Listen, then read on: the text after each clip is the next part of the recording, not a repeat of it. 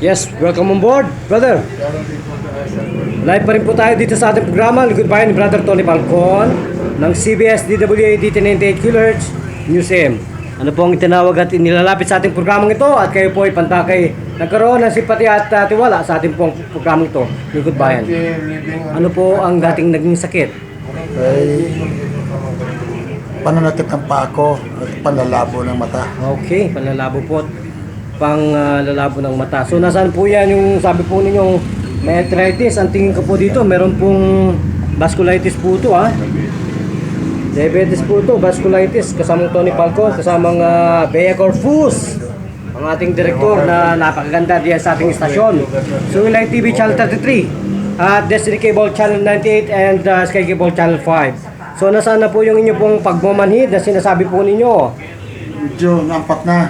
Wala nang medyo gumaganda na pakiramdam ko. Gumaganda ng pakiramdam. So yung hinanga po natin, brother, Ayos na rin. ayos na rin. Ipakita po sa kanila yung inyo pong ginamit na oil. Ayan po. Ito. Ayan po. At saka ano pa po yung ating Ito ba yun? Opo, yan. Yung ating mga nilalagay na drop sa tainga. Ito. At yan po yung drop sa nilalagay po sa anyan. Ipakita po natin yung kulay. Silong. Sa ilong. Maganda ho ba ang dating sa kalusugan? Sa pakiramdam ko, medyo gumaganda yung pakiramdam ko. Ayan po ang ancient medicine na talaga pong talamak na sa buong mundo at talaga pong nilalabas dito po sa ating bansang Pilipinas upang tugunan po ng libre serbisyo publiko ang lahat po ng senior citizen na walang kalakip bayad. Yan po ang aming programa Lingkod Bayan. So kung ganun po, kayo po ba yung nasisiyahan, brother? Oo, lubos po ako na siya. So kung ganun po, magpakilala po at magbigay po kayo sa bansang Pilipinas at ipaalam ang tunay na pangalan. Sige po. Ako po si Eduardo Frani Caporas. Okay. Dito po sa Skara, sa Kaingin. Ako Parañaque lubos- City. Parañaque City, Philippines po. Philippines. Kayo po ba talaga naghihirap sa ganyang Matagal na po akong sakit na dinadanas, brother? Matagal na po. At ang dami ko ng doktor na nilapitan ito. Kung saan doktor na kalumapit. Tagal na po ako. Malaki pong pasalamat ko na sa umagang ito, bigla akong dinatna ng gamutang ito. Opo, Lingkod Bayan po yan, ni Brother Tony Falcon. Live po yan, lagi sa radio. CBS DWA DT98 kHz News AM po yan. Mapapakinggan po ng ating pong mga tagapagtangkilik at yung pong hindi pa nakakalam ng programang ito, brother. Ano pong masasabi nila, brother, sa buhay ng Panginoon?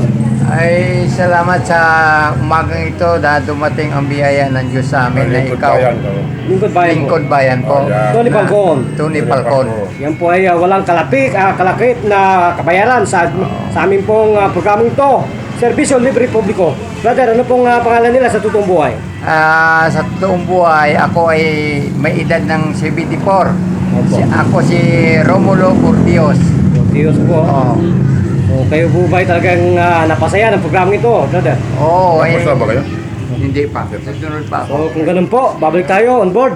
Brother, nasa inyo po ang pagkakataon para po magpasalamat sa ating programang ito, Lingkod Bayan. Sige po. Ako po lubos nagpapasalamat sa programang ito. Dahil ako po walang-wala rin. Mahirap na ako na hindi ko kayang tumustos sa gamutan sa pribadong doktor. Kaya napakalaki itong tulong para sa akin. Yes, yan po ang ating pong Serbisyo Libre Publiko, ang ating pong programang Lingkod Bayan. So nasa inyo po ang pagkakataon para po ipaalam ito sa inyong mga kaibigan sa probinsya at dito po sa ating barangay. Sige po, nasa inyo po ang pagkakataon. Kung sino man ang nakakarinig o nakabasa nitong programang ito, ako po ay malugod na umimbita sa kanila. Subukan nila ito. At malaking ginawa ito para sa sarili. Lalong-lalo na sa mga tulad natin may edad na. Okay, copy. Loud and clear, brother. Kayo po ba talaga ay gagalak? Isang tanong, isang sagot, brother. Ako po ay nagagalak. Malaking gagalakan.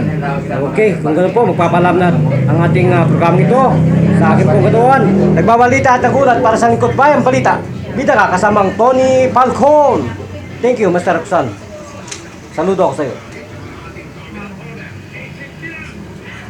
Live pala yan?